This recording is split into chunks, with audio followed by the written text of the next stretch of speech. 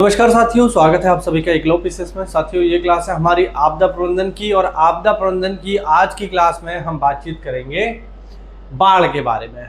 इससे पहले की क्लास में मैंने आपको भूकंप के बारे में बताया, उसके बाद मैंने आपको चक्रवात के बारे में बताया और आज हम भारत की जो तीसरी जो आपदा है जो भारत में आती है, क्योंकि देखिए भारत में बहुत सारी आपदाएं नहीं आती हैं, वही गिनी चुनी 3-4 आपदाएं हैं, जैसे भूकंप हो गया, भूस्खलन हो गया, बाढ़ हो गया, चक्रवात हो गया। यही घूम फिर के 3-4 आपदाएं जो हैं आती हैं। तो उसमें आज हम बात करेंगे साथियों बाढ़ के बारे में। अगर आप चैनल पर पहली बार आए हो तो चैनल को, अगर वीडियो आपको अच्छा लगे, कुछ समझ में आए, कोई नई चीज़ जानने को मिले तो चैनल को सब्सक्राइब और चैनल को हाइप करके ज़रूर जाना, ठीक है, लाइक करके ज़रूर जाना। तो चलिए बिना किसी देरी के हम शुरू करते हैं और आज की बातचीत होगी बाढ़ के बारे में। तो सबसे पहले तो हम ये समझने की कोशिश करते हैं कि आखिरकार बाढ़ है क्या।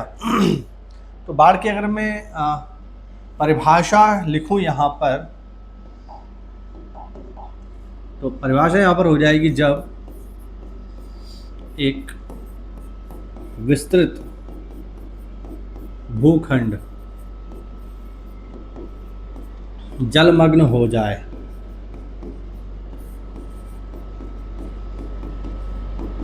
तब इसे बाढ़ कहते हैं। बहुत आसान सी परिभाषा है ना, बहुत ही आसान सी परिभाषा है। परिभाषा आपके सामने। तो अगर कोई विस्तृत भूखंड पानी में डूबा रहे, पानी में डूब जाए, जलमग्न हो जाए या कुछ समय तक जलमग्न बना रहे, तो ऐसी स्थिति को हम कहते हैं कि यह बाढ़ है। भारत में अगर हम बाढ़ की बात करें तो भारत में जो डिजास्टर प्रोफाइल है, जब मैंने आपको डिजास्टर प्रोफाइल पढ़ाई थी तो उस समय भी मैंने ये पॉइंट आपको बताया होगा कि देखो भारत में बाढ़ जो है एक ऐसी आपदा है जो सबसे बड़े एरिया को प्रभावित करती है। यानी भारत में बाढ़ से प्रभावित होने वाला एरिया काफ़ी ज़्यादा है, लेकिन बाढ़ से होने वाली जनहानि अथवा धनहानि काफ़ी कम है। यानी बाढ़ आती तो बहुत सारे एरिया में है, लेकिन इससे होने वाला नुकसान इतना ज़्यादा नहीं है, क्योंकि हमने डिजास्टर मैनेजमेंट करके बाढ़ से होने वाले नुकसान को काफ़ी हद तक कम कर लिया है। जैसे मैंने आपको चक्रवात में बताया था कि चक्रवात में अब हम बहुत ज़्यादा जो है हमने डिजास्टर मैनेजमेंट कर लिया है। और 2024 में जब रेनिल नाम का चक्रवात आया था भारत में, तो उससे होने वाला नुकसान लगभग नगण्य था। तो वैसे ही बाढ़ में भी स्थिति लगभग हमने कुछ ऐसे ही प्राप्त कर ली है। अब इससे होने वाला नुकसान तो कम है, लेकिन इससे होने वाली जो इससे प्रभावित होने वाली जो जनसंख्या है उसकी मात्रा बहुत ज़्यादा है। क्यों? क्योंकि बाढ़ ऐसे एरियाज़ में ज़्यादा आ रही है जहाँ पर सामान्यतः जनघनत्व तो बहुत ज़्यादा है, जैसे यूपी हो गया, बिहार हो गया, तो इनमें लोग बहुत ज़्यादा हैं। तो जब बाढ़ आती है तो इससे काफ़ी बड़ी मात्रा में लोग प्रभावित होते हैं। हालांकि धनहानि अथवा जनहानि इससे होने की मात्रा काफ़ी कम है। ठीक, तो ये सामान्य बात हुई बाढ़ के बारे में। और अगर हम बाढ़ को और डिटेल में देखें तो आगे हम बात करते हैं साथियों बाढ़ के प्रकार की। ठीक है, आगे हम बात करेंगे बाढ़ के प्रकार। आखिरकार कितने तरीके की बाढ़ होती है। तो बाढ़ के प्रकारों की अगर हम चर्चा करें तो एक एक करके देखते हैं साहब कौन कौन से हैं हमारे पास बाढ़ के प्रकार। जो सबसे पहला हमारे पास बाढ़ का प्रकार है साथियों, वो है नदीकृत बाढ़। सबसे पहला नदीकृत बाढ़। बाढ़ का जो सबसे पहला प्रकार है हमारे पास वो है नदीकृत बाढ़। ठीक, नदीकृत बाढ़ का मतलब क्या है? जब नदी में जल स्तर बढ़ने से बाढ़ उत्पन्न होगी। जब नदी का जल स्तर, देखिए बाढ़ का मतलब ही यही है कि जब नदी का जल स्तर बढ़ जाए और नदी का पानी ऐसे स्थानों पर जाना शुरू हो जाए जहाँ पर नदी नहीं बहती है, तो इसी को तो हम बाढ़ कहते हैं। तो पहले प्रकार की बाढ़ है नदीकृत बाढ़। और नदीकृत बाढ़ का जो कारण है वो है वर्षा एवं बर्फ का पिघलना। जब बड़े पैमाने पर, खासकर अगर हम बात करें हिमालयी क्षेत्रों में, तो जब हिमालयी क्षेत्रों में बड़े पैमाने पे पानी बरसता है, बड़े पैमाने पे बारिश होती है, तो ऐसी स्थिति में नदी का जल स्तर बढ़ जाता है। जब नदी का जल स्तर बढ़ जाएगा तो नदी अपने आसपास के इलाकों को जलमग्न कर लेगी, और जब नदी आसपास के इलाकों को जलमग्न कर लेगी तो इसी अवस्था को हम कहेंगे कि वहाँ बाढ़ आ गई है। ठीक है, तो नदी का जल स्तर बढ़ने से जो बाढ़ आती है उसे हम कहते हैं नदीकृत बाढ़, जिसका मूल कारण अगर हम देखें तो हमें पता चलेगा वर्षा या बर्फ का पिघलना। जब बड़े पैमाने पर, जैसे मानसून के समय पर बड़े पैमाने पर बारिश होती है तो नदियों का जलस्तर बढ़ जाता है। अब नदी का जलस्तर अगर बढ़ गया तो ऐसी स्थिति में क्या होगा, आसपास के इलाके पानी में डूब जाएंगे। इसी को हम कहेंगे ये है बाढ़। उदाहरण की अगर हम बात करें कि ये कहाँ आती है, उदाहरण की अगर हम बात करें तो इसका उदाहरण है ब्रह्मपुत्र घाटी। ब्रह्मपुत्र घाटी, ब्रह्मपुत्र घाटी में जो आने वाली बाढ़ है वो सामान्यतः कैसी है, वो नदीकृत बाढ़ है। ठीक है, और ब्रह्मपुत्र घाटी में आ रही है मतलब ब्रह्मपुत्र और उसकी जो सहायक नदियां हैं वो इस बाढ़ का प्रमुख कारण है। अगर क्षेत्र के स्तर से अगर हम बात करें कि ये बाढ़ किस राज्य में सर्वाधिक आती है तो आप बताओगे असम।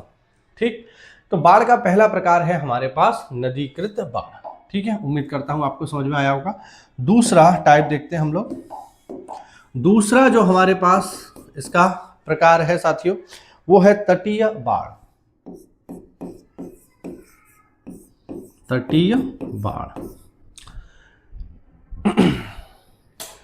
दूसरा जो हमारे पास इसका टाइप है, जो दूसरा प्रकार है वो है तटीय बाढ़, कोस्टल फ्लड।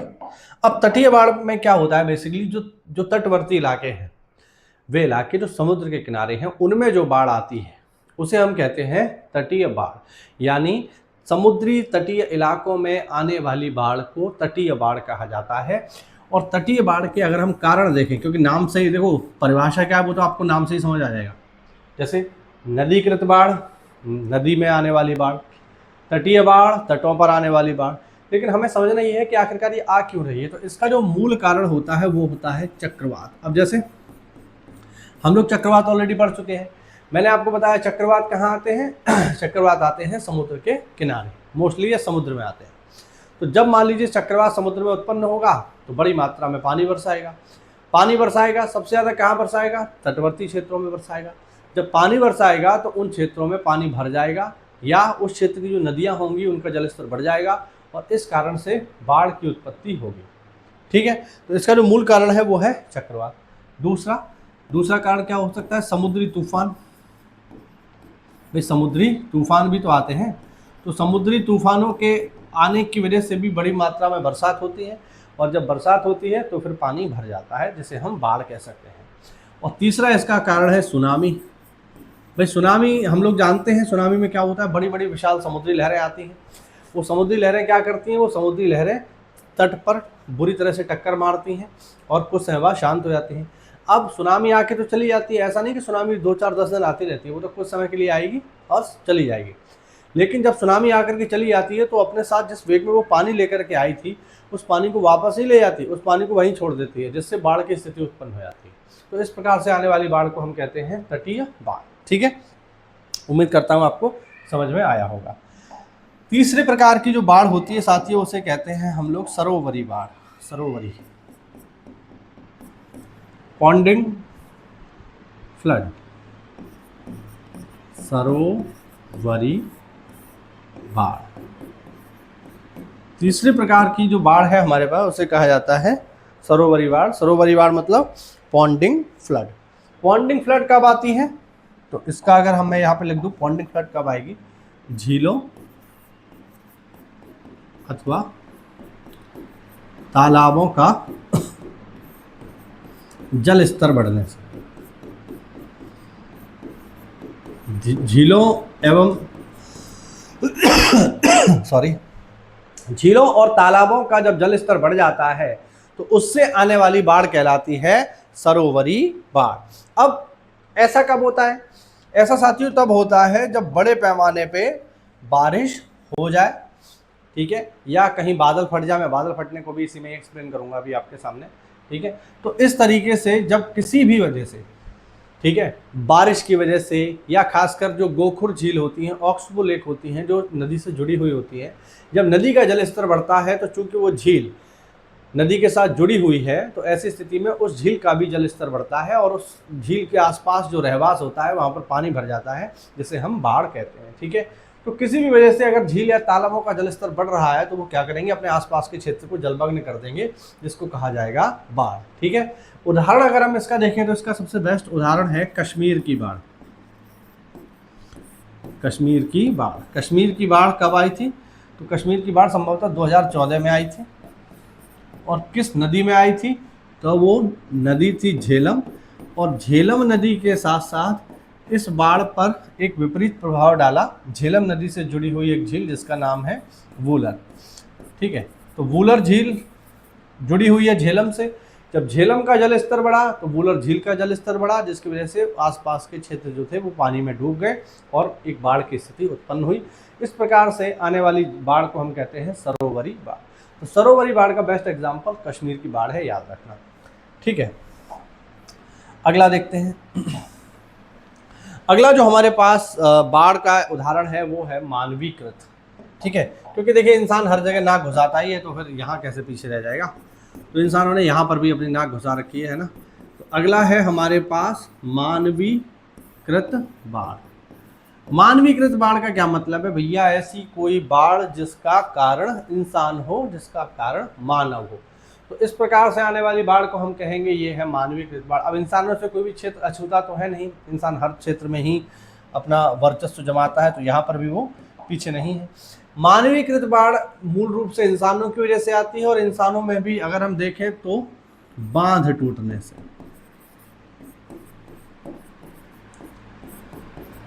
जैसे इंसानों ने बड़े बड़े बांध, डैम बना रखे हैं। उदाहरण के लिए अगर हम देखें तो उत्तराखंड में आपने नाम सुना होगा टिहरी डैम। दुनिया भर के बांध है उत्तराखंड में, तो लेकिन टिहरी डैम बहुत ही फेमस है। अब भगवान ना करे कभी ऐसा हो, लेकिन अगर टिहरी डैम जो है, क्योंकि टिहरी डैम जो है वो कहाँ पर है वो उत्तराखंड में है, और उत्तराखंड भूकंप के जोन 6 में आता है। मैं ऑलरेडी आपको बता चुका हूँ, बहुत ज़्यादा संवेदनशील एरिया है।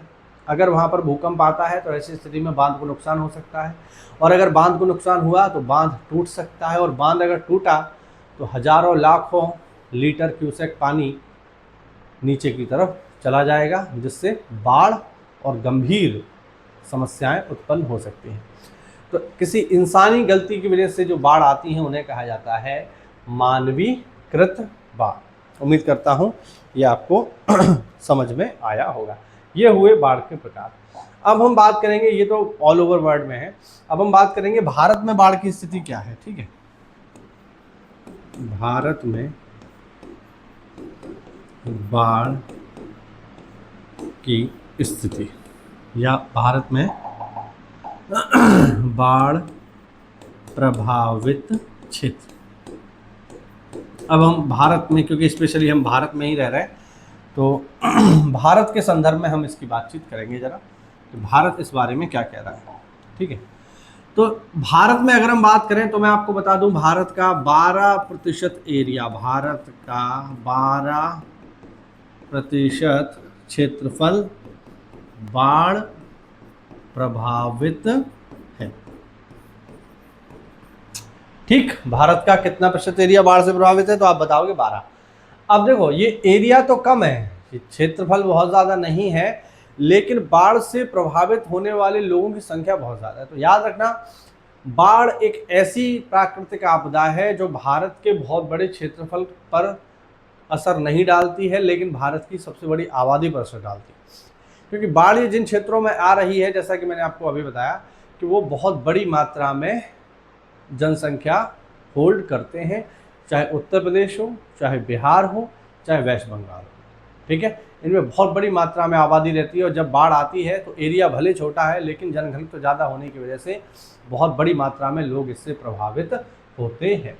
तो क्षेत्रफल कम होने के बावजूद भी, ठीक है, हम यहाँ नोट करेंगे, भारत में सर्वाधिक आबादी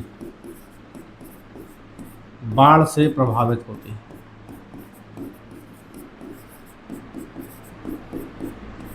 ठीक है, याद रखना, क्षेत्रफल भले कम है, लेकिन सबसे ज़्यादा नुकसान जो लोगों को पहुंच रहा है, नुकसान से भी मतलब ऐसा नहीं कि लोग मर जा रहे हैं, लेकिन हाँ विस्थापित होना पड़ता है, लाइट चली जाती है, शिक्षा कुछ दिन के लिए रुक जाती है, सारे काम धंधे रुक जाते हैं, तो उस सेंस में प्रभावित है। तो भारत में सर्वाधिक आबादी बाढ़ से ही प्रभावित है, लेकिन एरिया में अगर आप देखोगे तो केवल 12% ही यहाँ पर देखने को मिलता है। ठीक है, अब हम देखें कि भारत में कहाँ कहाँ बाढ़ कैसे कैसे आ रही है, उसकी हम बात करते हैं। तो सबसे पहला एरिया जहाँ पर बाढ़ सबसे ज़्यादा आती है या सबसे बड़ा एरिया जिससे प्रभावित है, वो है गंगा ब्रह्मपुत्र घाटी। गंगा ब्रह्मपुत्र घाटी। पेपर में आपसे पूछा जाएगा, बताइए भारत में बाढ़ से सर्वाधिक प्रभावित क्षेत्र कौन सा है, तो आप बताओगे गंगा ब्रह्मपुत्र घाटी। अब जब नाम गंगा ब्रह्मपुत्र घाटी है तो इसका अर्थ क्या है? इसका अर्थ है गंगा और ब्रह्मपुत्र, और इन दोनों की सहायक नदियां जिस स्थान से होकर के गुजर रही हैं, उनके आसपास जो आबादी है उसमें जब बाढ़ आती है तो उस क्षेत्र की हम यहाँ बात कर रहे हैं, क्योंकि गंगा ब्रह्मपुत्र का मैदान ही है पूरे उत्तर भारत में, है ना, इसी को तो बोलते हैं गंगा ब्रह्मपुत्र का मैदान। तो ये पूरा उत्तर भारत इससे कवर होता है, और सबसे ज़्यादा आबादी भी भारत में किधर है, तो उत्तर भारत में ही है। तो आप याद रखना, सर्वाधिक बाढ़ से प्रभावित। तो याद रखना, भारत में सबसे ज़्यादा इलाका कौन सा बाढ़ से प्रभावित है, तो आप बताओगे गंगा ब्रह्मपुत्र घाटी। अगर राज्यों की हम बात करें तो उत्तर प्रदेश, अच्छा उत्तर प्रदेश में भी पूर्वी उत्तर प्रदेश, बाढ़ तो खैर पूरे उत्तर प्रदेश में ही आती है, हमारे क्षेत्र में भी आती है, बट नुकसान के क्षेत्र से या बड़े पैमाने पर अगर हम देखें तो पूर्वी यूपी बहुत ज़्यादा प्रभावित होता है। इसके अलावा बिहार, ठीक है, इसके अलावा वेस्ट बंगाल, और इसके अलावा हमारा असम। तो मेनली ये 4 ऐसे राज्य हैं जो इस क्षेत्र में आ रहे हैं, और ये बहुत ज़्यादा प्रभावित रहते हैं। अगर हम कारणों की बात करें कि आखिरकार क्या कारण है जिसकी वजह से यहाँ पर इतनी बाढ़ आ रही है, तो उन कारणों को भी ज़रा हम डिस्कस कर लेते हैं। अगर हम कारण देखें कि यहाँ इतनी बाढ़ आ क्यों रही है, तो क्षेत्र हो गया, तो कारण है पहले हिमालयी वर्षा। याद रखना, पहला जो इसका सबसे महत्वपूर्ण कारण है वो क्या है, हिमालयी वर्षा। क्योंकि गंगा अथवा ब्रह्मपुत्र दोनों ही हिमालय से निकलती हैं, तो जब हिमालय पर बड़ी मात्रा में बारिश होती है तो उस बारिश का पानी नदियों के माध्यम से होते हुए मैदानों तक आता है, गंगा में भी आता है, ब्रह्मपुत्र में भी आता है, और जब बड़े पैमाने पे यहाँ पर पानी भरता है तो बाढ़ जैसी स्थिति उत्पन्न हो जाती है गंगा में और उसकी सहायक नदियों में, और ब्रह्मपुत्र और उसकी सहायक नदियों में। तो अगर हिमालय पर कुछ भी असर पड़ता है तो उसका प्रभाव हमें गंगा ब्रह्मपुत्र की घाटी में भी देखने को मिलता है, मैदानी क्षेत्रों में भी देखने को मिलता है। तो पहला रीज़न हिमालयी वर्षा, हिमालय पर अगर ज़्यादा बरसात होगी तो फिर यहाँ पर असर देखने को मिलेगा। दूसरा है नदियों में, दूसरा कारण नदियों में गाद का जमा होना। गाद का जमा होना, गाद मतलब सिल्ट, है ना नदियों में गाद का जमा होना। नदी अपने साथ बहुत सारा कीचड़ बहा करके लेके जाता है, और उस कीचड़ को क्या करता है, समय के साथ अपनी तली पर इकट्ठा करना प्रारंभ कर देता है। जैसे मैं आपको अपने जीवन से जुड़ा एक किस्सा सुनाता हूँ। मैं जब छोटा था, मतलब छोटा क्या, बहुत लंबे समय तक मुझे ऐसा लगता था कि अभी जैसे क्या है, कुछ दिन में मानसून हमारे यहाँ पर पहुँच जाएगा। तो मानसून जब हमारे यहाँ पहुँचता है तो उससे पहले ही, ठीक है, नगर पालिका हो, नगर पंचायत हो, या ग्राम सभा हो, या जो ग्राम पंचायत हो, यहाँ पर क्या होता है, बड़े पैमाने पर नालियों की सफाई प्रारंभ हो जाती है, या नाला अगर है तो उसकी जेसीबी से सफाई कर रहा है। तो मैं जब छोटा था तो मैं सोचता था यार नाले को जेसीबी से क्यों साफ़ किया जा रहा है, और वो लोग नाले को किस तरीके से साफ़ कर रहे हैं, जेसीबी से उस नाले की सारी गंदगी निकाल के बाहर रोड पे डाली जा रही है। अब वो 2-3 दिन तक रोड पे ही पड़ी रहती थी, फिर उसे हटाया जाता था, तो दिक्कत होती थी, वहाँ से निकलने में बदबू आती थी और रास्ता बहुत गंदा हो जाता था। तो हम सोचते थे, विशेषकर मैं सोचता था कि आखिरकार क्या कारण है कि यार नाला तो बना ही इसीलिए है कि इसमें गंदगी डाली जाए, और हम उसकी गंदगी को निकाल के बाहर रोड पर डाल रहे हैं, ये क्या बुद्धिमानी हुई। लेकिन ईश्वर की ऐसी कृपा रही कि मैं भी जो है इसी गंदगी साफ़ करने वाले विभाग में ही चला गया, और चूँकि मैं आज के समय पर ग्राम विकास अधिकारी हूँ तो मेरा काम भी यही है, मैं भी यही काम करवाता हूँ। और अब मुझे समझ में आ रहा है कि ये काम क्यों ज़रूरी है। ये काम इसलिए ज़रूरी है साथियों कि अगर हम उस नाले की सफाई नहीं करवाएंगे मानसून से पहले, तो जब बारिश होगी तो वो गाद क्या होता है, नाले की तली में बैठ जाती है।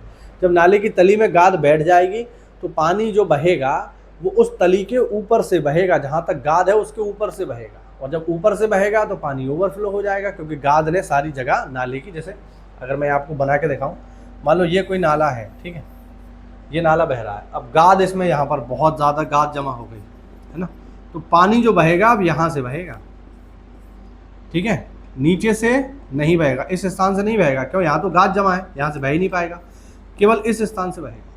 तो नाले को साफ कर देंगे अगर हम, तो क्या होगा, अगर इसको यहाँ से हम मशीन की सहायता से इसको हम साफ कर दें, तो जब हम इसे साफ कर देंगे तब क्या होगा, तब होगा ये कि अब नाला हो गया हमारा क्लियर।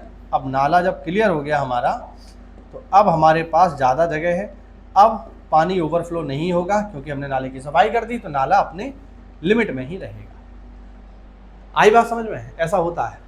और ये बात मैं बहुत लंबे समय बाद समझ पाया, हो सकता है मैं मूर्ख हूँ, मेरी बुद्धि का विकास इतना ना हुआ हो। तो ये तो नाले की बात है। अब नाला तो चलो छोटी चीज़ है, हम जेसीबी डाल के साफ कर सकते हैं। नदियों के साथ ऐसा नहीं हो सकता, नदियों के साथ समस्या है। तो नदियों के साथ प्रॉब्लम ये है कि नदी में जब गाद जमा होता है तो वो जमा होता रहता है, और जब गाद जमा हो जाता है तो फिर नदी ओवरफ्लो हो जाती है, और ओवरफ्लो हो जाएगी तो फिर बनेगी बाढ़ का कारण। आई बात समझ? ठीक है। और इसी नदियों में गाद के जमा होने से एक नदी ऐसी है जो हर साल बाढ़ का कारण बनती है। बिहार में जैसे कहा जाता है, बिहार का शोक कोसी, और कोसी में इतना गाद जमा होता है कि वह अपना रास्ता ही बदल लेती है। इतना गाद जमा हो गया नीचे तली पर कि रिवर उसके ऊपर से बह रही है, तो रास्ता ही उसने बदल लिया। इस वजह से बाढ़ की स्थिति उत्पन्न होती है। तो नदियों की गाद काफ़ी गंभीर समस्या है, जिसको साफ करना इतना भी आसान काम नहीं है। यही कारण है कि कोसी में हर साल बाढ़ आती है। बात समझ रहे हैं? ये आपको समझना पड़ेगा। तो हिमालयी वर्षा, दूसरा नदियों में गाद का जमा होना। तीसरा इसका कारण है भूमिगत जल का ऐसे लिखेंगे, भूमिगत जल स्तर ऊंचा होना। ये भी एक कारण है। अब आप कहोगे भूमिगत जल ऊंचा होने से बाढ़ कैसे आ रही है? भाई देखिए, ऐसा होता है, जब रिवर कोई बह रही है तो ऐसा थोड़ी है कि सारा का सारा पानी बहता ही चला जाएगा। भाई पानी, जमीन भी तो कुछ पानी पिएगी। भाई जमीन में हम पानी डालते हैं तो ऐसा थोड़ी है ऊपर ही बना रहता है, वो तो नीचे चला जाता है। लेकिन यहाँ पर सोचने वाली बात यह है कि जो गंगा अथवा ब्रह्मपुत्र नदियाँ हैं, इनके आसपास की जो जमीन है, जो मिट्टी है, वो कौन सी है? वो है जलोढ़, वो है जलोढ़ मृदा। और जलोढ़ मिट्टी में पानी सोखने की क्षमता सबसे कम होती है, सबसे कम। यानी नदी जब यहाँ से बह रही है तो बहुत कम पानी ही इसके नीचे जाएगा, क्योंकि वो जिस जमीन पर बह रही है, जिस मिट्टी पर बह रही है, एलुवियल सॉइल, ये ऑलरेडी बहुत ज़्यादा पानी को पी चुकी है, सैचुरेटेड है, ये पानी को और ज़्यादा सोख नहीं सकती। इस वजह से इसमें पानी बहुत ज़्यादा नीचे ज़मीन में रिसेगा नहीं, क्योंकि पहले ही रिस चुका है। इस वजह से इसका भूमिगत जल स्तर ऊंचा है, और ज़्यादा पानी नीचे नहीं जा सकता। और पानी जब नीचे नहीं जाएगा, पानी ऊपर रहेगा, तो थोड़ा सा भी अगर जल स्तर बढ़ता है तो वो रिवर क्या करेगी? आसपास के इलाकों में भाग जाएगी, जिससे उत्पन्न होगी क्या? बाढ़। आई बात समझ? तो ये कुछ महत्वपूर्ण यहाँ पर कारण है। एक कारण मैं आपको और बता देता हूँ, फिर आगे बढ़ेंगे। वो है साथियों, वो कारण है नदियों का मार्ग परिवर्तन। ये भी एक महत्वपूर्ण कारण है। जैसा कि मैंने अभी आपको बताया कि रिवर क्या करती है, रिवर गाद की वजह से अपना रास्ता बहुत बार बदल लेती है। इसका मैंने उदाहरण आपको दिया, कोसी हर साल अपना रास्ता, मतलब हर साल तो नहीं, लेकिन कोसी अपना रास्ता बदलने के लिए कुख्यात है ना। अब आप इमेजिन करो कि कोसी नदी जो है वो बह रही है यहाँ से, ठीक है। अब हमें पता है इसमें बाढ़ आती है, तो बाढ़ को रोकने के लिए हम क्या कर सकते हैं? बहुत से लोग जवाब देंगे, सर ऐसा करो ना, इस पर डैम बना दो। लियो डैम बना दिया सर। अब डैम बना दिया तो क्या होगा? जैसे ही हमने डैम बनाया वैसे ही डैम क्या करेगा? इसके पानी को रोक लेगा और बाढ़ नहीं आएगी। यही तो सोच रहे होंगे आप लोग। लेकिन कोसी इस मामले में अलग है। मान लो तुमने डैम बनाया यहाँ से, ठीक है, कोसी 1-2 साल बहती रहेगी, फिर एक दिन क्या होगा? कोसी अपना रास्ता ही बदल लेगी। ले अब क्या करोगे? अब आप कुछ करने से रहे। लाखों रुपया करोड़ों रुपया खर्च करके डैम बनाया और कोसी उसके किनारे से निकल आई, तो हो गया ना बेकार। इसीलिए यहाँ डैम भी नहीं बना सकते। तो नदियां जब मार्ग बदलती हैं तो अब निश्चित सी बात है भाई, रिवर जब यहाँ से बह रही है तो लोगों ने यहाँ अपने घर बनाए होंगे, और जब घर बनाए होंगे, अब ये भैया रात ही रात इसने रास्ता बदल लिया तो तुम्हारा घर गया पानी में, बाढ़ आ गई साहब, घर छोड़ के भागना पड़ेगा। तो ये भी एक प्रमुख कारण है। और केवल ऐसा कोसी नहीं करती है, एक रिवर और भी है जो ऐसा करती है, जिसका नाम है तीस्ता। तीस्ता आज के समय में अगर हम देखें तो तीस्ता आज के समय में ब्रह्मपुत्र की सहायक नदी है, भैया सबको पता है तीस्ता ब्रह्मपुत्र की सहायक नदी है।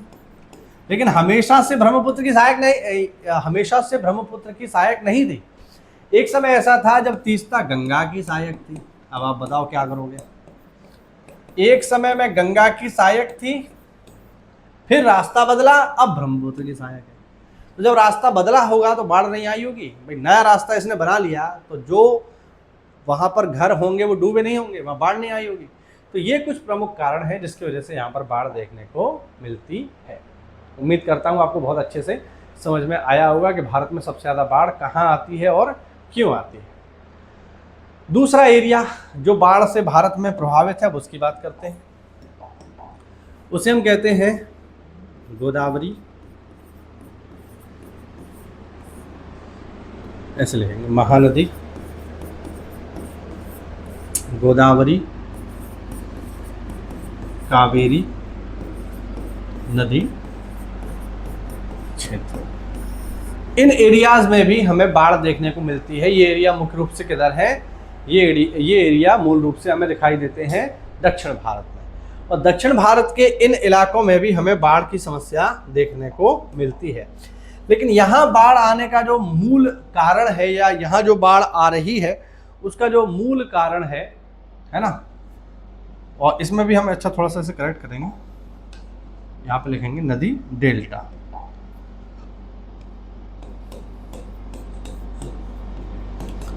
इसमें भी जो बाढ़ की स्थिति है वो ऐसा नहीं है कि पूरे के पूरे महानदी क्षेत्र में आ रही है, पूरे गोदावरी क्षेत्र में आ रही है, पूरे कावेरी जहां से बह रही है पूरे में आ रही है, नहीं ऐसा नहीं। इन नदियों के भी क्षेत्र, मतलब इन नदियों में भी जो बाढ़ आती है वो कहाँ आती है, डेल्टा क्षेत्र में ही आती है, स्पेशली डेल्टा। डेल्टा क्या होता है, डेल्टा वो जगह होती है जहां पर कोई नदी समुद्र से मिल जाती है। तो जिस स्थान पर कोई नदी समुद्र से मिलती है उसे हम कहते हैं क्या, उसे हम कहते हैं डेल्टा। ठीक है, तो इनके डेल्टा क्षेत्र में बाढ़ आती है जहां पर ये समुद्र से मिल रही है। और वहां बाढ़ आने का कारण क्या है, वहां बाढ़ आने का जो मेन कारण है वो है चक्रवात। जब चक्रवात आता है तो दुनिया भर की बारिश करता है, दुनिया भर की बारिश करेगा, जल स्तर बढ़ेगा, तो आसपास का इलाका जलमग्न हो जाएगा, और जलमग्न हो जाएगा तो हम क्या कहेंगे, हम कहेंगे बाढ़ आ गई। दूसरा कारण है जब तेज समुद्री लहरें बहती हैं तटों की ओर तो क्या करती हैं, जो पानी नदी बहा के ला रही है इसको समुद्र में मिलने ही नहीं देती। इनका इतना जोर लगाती हैं ये लहरें कि समुद्र का मतलब नदी का पानी जो समुद्र में मिलना चाहिए वो मिल नहीं पाता। उस पानी को समुद्र की लहरें वापस धकेल देती हैं तटों की ओर, और वापस धकेल देंगी तो क्या होगा, यहाँ पर पानी इकट्ठा हो जाएगा, जिसे हम कहेंगे बाढ़ आ गई।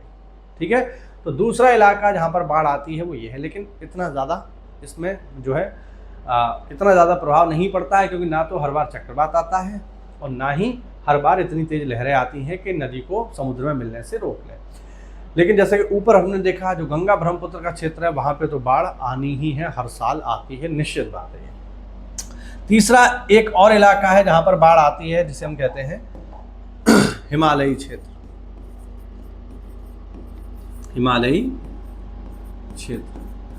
हिमालयी क्षेत्र में अगर हम बात करें तो हिमालयी क्षेत्र मतलब हमारा उत्तराखंड हो गया, हिमाचल प्रदेश हो गया, जम्मू एंड कश्मीर हो गया, सिक्किम हो गया, है ना। इन क्षेत्रों में जो पूरा का पूरा हिमालयन बेल्ट है, नॉर्थ ईस्ट तक, अरुणाचल प्रदेश वगैरह, यहाँ पर भी बाढ़ देखने को मिलती है। और यहाँ पर जो बाढ़ का मुख्य कारण है साथियों वो है बादल फटना, याद रखना। ठीक, तो पहले तो हम समझते हैं आखिरकार बादल फटना क्या होता है। ठीक, तो सबसे पहले अभी हम बात करेंगे बादल फटना क्या चीज़ है। साथियों अगर हम ये देखें बादल क्या मतलब बादल किस तरीके से फटता है, तो पहले तो मैं आपको स्पष्ट कर दूं, बादल फटने का मतलब ये बिल्कुल भी नहीं है कि अचानक से कोई बादल आया आपके घर के ऊपर और फट गया, ब्लास्ट हो गया उसमें बहुत तेज आवाज के साथ। ऐसा नहीं होता है। बादल फटने का सीधा सा अर्थ ये है कि जब सामान्य से अधिक और ज़्यादा बड़ी मात्रा में बरसात हो जाए, इसे हम कहते हैं बादल फटना। और एक बात सदैव याद रखना, बादल कभी भी मैदानों में नहीं फटते हैं।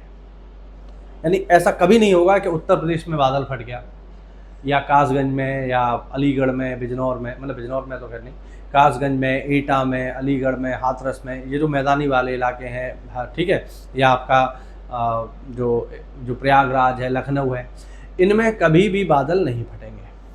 ठीक, बादल केवल और केवल पहाड़ों पर ही फटते हैं, हमेशा याद रखना। किस तरीके से फटते हैं मैं आपको बताता हूँ। देखो बादल फटने की प्रोसेस क्या है। देखिए ये है एक पहाड़, ठीक। अब होता क्या है, सामान्य रूप से बरसात कब होती है? सामान्य रूप से बरसात तब होती है जब गर्मी पड़ती है।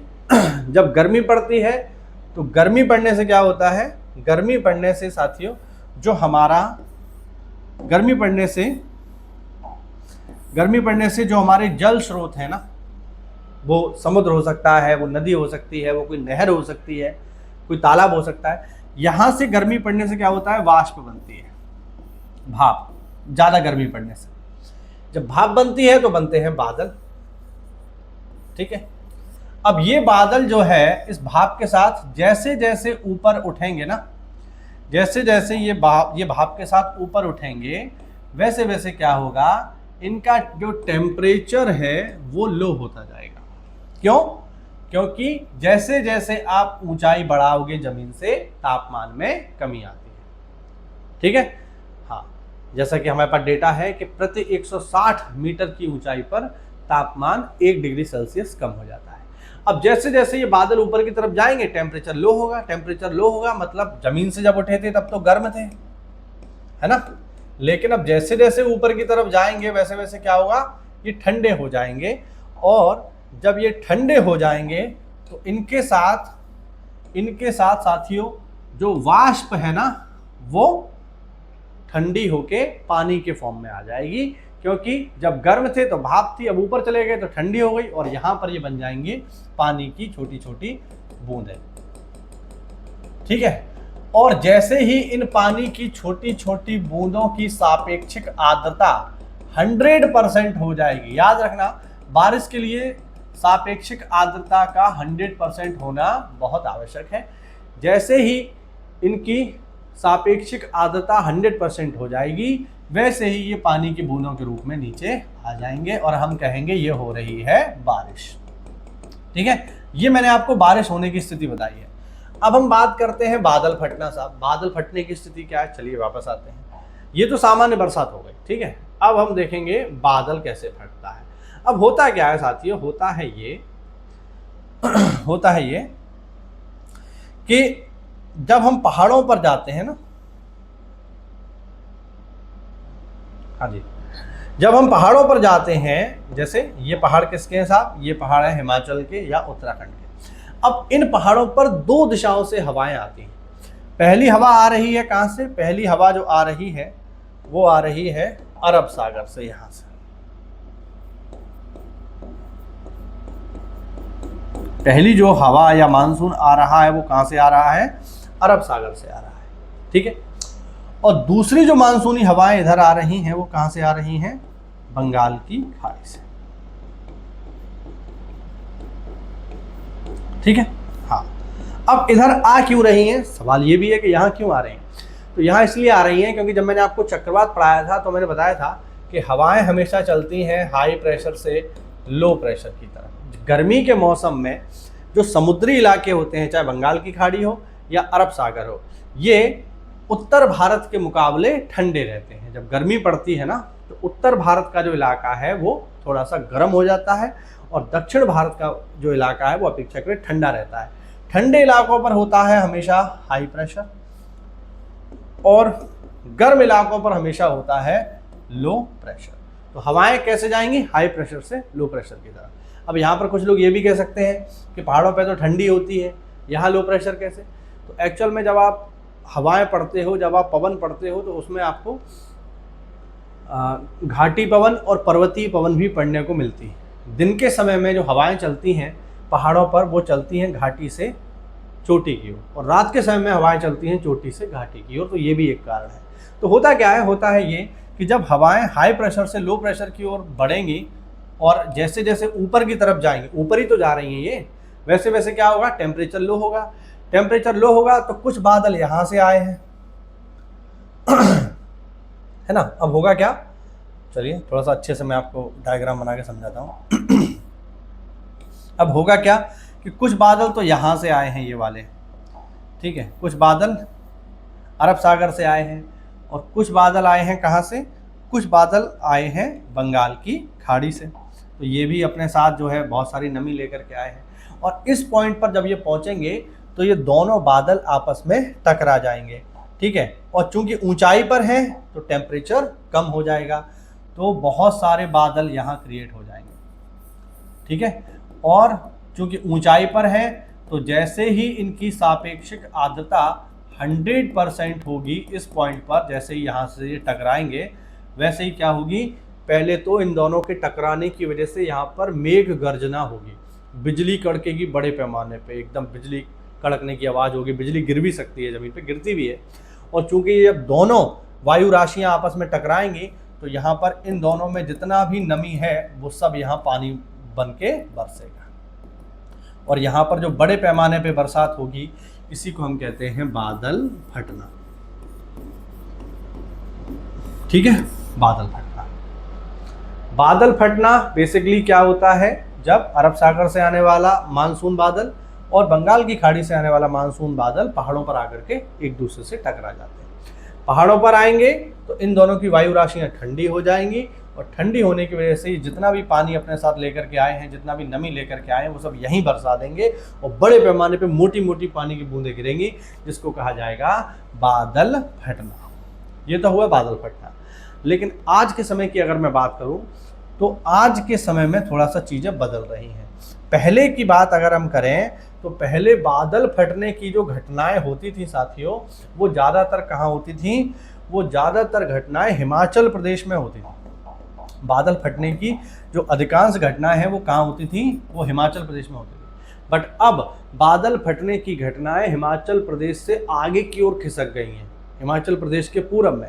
और हिमाचल प्रदेश के पूरब में क्या है, अगर आपने मैप देखा हो तो हिमाचल प्रदेश के पूरब में है उत्तराखंड। तो अब बादल फटने की ज़्यादा घटनाएं कहाँ हो रही हैं, उत्तराखंड में हो रही हैं, हिमाचल प्रदेश में नहीं हो रही हैं। अब सवाल उठता है क्यों भाई, ऐसा क्या कारण है कि बादल पहले हिमाचल प्रदेश में ज़्यादा फटता था, अब उत्तराखंड में फट रहा है, इसका क्या कारण है। तो इसका कारण है अरब सागर से आने वाला मानसून, ठीक है। अब होता क्या है, चलिए एक और डायग्राम से मैं आपको समझाता हूँ, इसको साफ कर लेते हैं क्योंकि ये अब हमारे किसी काम का नहीं। अब होता क्या है, होता है ये कि अरब सागर से जो आने वाला मानसून है वो कहाँ से नमी प्राप्त कर रहा है, जैसे ये ऐसे ही है हमारा प्यारा भारत है ना। तो अरब सागर से आने वाला जो मानसून है वो नमी प्राप्त कर रहा है कहाँ से, वो नमी प्राप्त कर रहा है अरब सागर से। ये है अरेबियन सी, है ना, और ये ऊपर की तरफ बढ़ रहा है ठीक है। तो अरब सागर से आने वाला मानसून ये रहा, ये ऊपर की तरफ बढ़ रहा है। लेकिन जब ये ऊपर की तरफ बढ़ता है तो इसे एक जगह ऐसी पड़ती है जहां से इसे ज्यादा नमी, ज्यादा आर्द्रता मिल जाती है, और वो जगह कौन सी है, वो जगह है राजस्थान में इंदिरा गांधी नहर। नाम सुना है आपने इसका, नहीं, इंदिरा गांधी नहर। यानी अरब सागर से आने वाला जो मानसून है वो दो जगह से नमी प्राप्त कर लेता है। पहला तो अरेबियन सी से कर लेता है, और फिर कुछ समय बाद उसे नमी प्राप्त हो जाती है इंदिरा गांधी नहर से। अब जब इंदिरा गांधी नहर से भी उसको आर्द्रता प्राप्त हो रही है, नमी प्राप्त हो रही है, और अरब सागर से भी नमी प्राप्त हो रही है, यानी इसके पास नमी की मात्रा दो गुनी हो गई कि नहीं हो गई भाई, हो गई ना, दो गुनी इसके पास नमी की मात्रा हो गई। यानी इसके पास अब बादल ज्यादा है, इसके पास बादलों में नमी ज्यादा है, किसके पास, अरब सागर के पास। जबकि बंगाल की खाड़ी के पास नमी कम है। जब इसके पास ज़्यादा नमी है, इसके पास कम ताकत है, इसके पास ज़्यादा ताकत है, तो ये ज़्यादा ताकत वाला कम ताकत वाले को आगे की तरफ धकेलेगा कि नहीं धकेलेगा। यही कारण है कि जब इनके पास ज़्यादा शक्ति हो जाती है अरब सागर के पास, अरब सागर के मानसून सागर के पास, तो वो आगे की ओर बढ़ जाते हैं, और HP से जब आगे बढ़ेंगे तो कहाँ पहुंच जाएंगे, यूके में। और इसीलिए चूंकि इनके पास अब ज़्यादा ताकत है तो ये बादल टकराने की घटना थोड़ा आगे की तरफ होगी, क्योंकि इसके पास ज़्यादा ताकत है तो ये ज़्यादा आगे तक चला जाएगा, और ज़्यादा आगे तक चला जाएगा तो आगे की तरफ बादल फटेगा, और आगे की तरफ कहाँ फटेगा, तो मैंने आपको बताया उत्तराखंड में फटेगा। यही कारण है कि उत्तराखंड में अब ज़्यादा बादल फटने की घटनाएं हो रही। उम्मीद करता हूँ आपको समझ में आया होगा।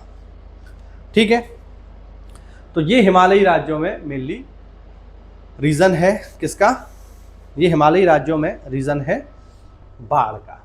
ठीक है, तो ये हमने बाढ़ के बारे में सारी की सारी जानकारी ले ली। अब हम बात करेंगे कि बाढ़ जब आ जाए तो उसका प्रबंधन कैसे किया जाए, है ना। तो हालांकि आपदा प्रबंधन में मैंने आपको ऑलरेडी बता दिया है कि किसी भी आपदा का प्रबंधन कैसे करते हैं, तो इसमें कोई नई चीज़ नहीं है, वही सब है ना। तो बाढ़ प्रबंधन कैसे करेंगे, सबसे पहले हम क्या करेंगे, मानचित्र बनाएंगे। हमारे पास मानचित्र होना चाहिए। जिस क्षेत्र में बाढ़ सॉरी जिस क्षेत्र में बाढ़ आ रही है, कितने क्षेत्र में आ सकती है, उस क्षेत्र में कितने परिवार हैं, कितने परिवार बाढ़ के लिए सुभेद्य हैं, कितने परिवार बाढ़ की स्थिति में उन्हें वहां से हटाना पड़ेगा, इन सब का प्रॉपर हमारे पास मैपिंग होना चाहिए, यानी हमारे पास मानचित्र होना चाहिए हर हालत में, जिससे हमें पता रहे कि अगर अचानक बाढ़ आ गई तो हमें क्या करना है। ठीक है ना, बात समझ में आ रही है, नहीं आ रही है। इसके अलावा आपदा पूर्व तैयारी हमारी होनी चाहिए। आपदा पूर्व तैयारी मतलब, अब जैसे हमें पता है कि साहब उत्तर प्रदेश में मानसून का मौसम आने वाला है, बाढ़ आएगी, तो हम पहले ही तैयारी करके रखें, किसकी, दवाओं की, किसकी, अस्थायी आवास जिसे हम कहते हैं टेंट, लिख देता हूँ सीधे सीधे, जिसे हम कहते हैं टेंट। हम टेंट अपने तैयार रखें, दवाएं तैयार रखें, पानी तैयार रखें साहब। ठीक है, अब आप कहोगे बाढ़ में है, बाढ़ तो आ ही रही है, पानी पानी तो होगा चारों तरफ, तो पानी की क्या जरूरत। अरे भैया, बाढ़ का पानी पी थोड़ी लोगे, और अगर जबरदस्ती पी भी लिया तो बीमार पड़ जाओगे तो और समस्या है ना। तो ये चीज़ें हमें तैयार रखनी है। इसके अलावा राहत टीम तैयार रखनी है, राहत टीम।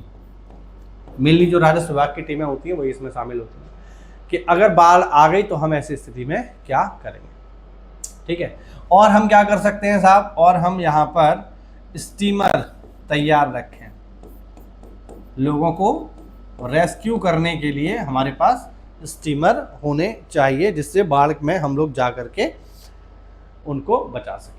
और हम क्या कर सकते हैं साहब, सबसे महत्वपूर्ण चीज, हम लोग आपदा पूर्व चेतावनी तंत्र विकसित करें,